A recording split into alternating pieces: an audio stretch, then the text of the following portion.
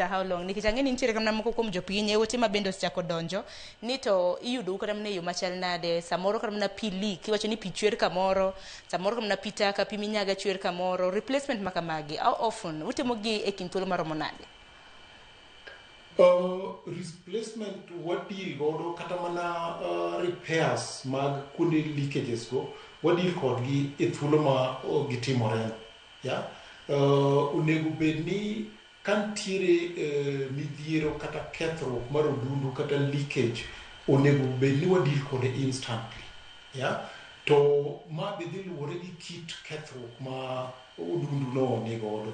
Tiere odundu moko manyalo bedo ni gin odundu madongo dongo mabiro chuno ni many tinga makunye mayare mamanye odundu mendo mobed replace. So our policy en ni kagin kethruok madongo dongo to nego walosgi within 24 hours from the time mane gima timore.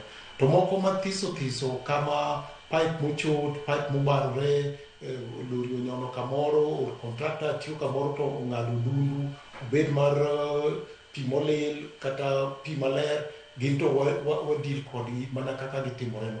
Nikech ka ok watimo mano to ketwa e midhiero machielo mar non-revenue water ma bende en midhiero maduong' momako idara mag pigi.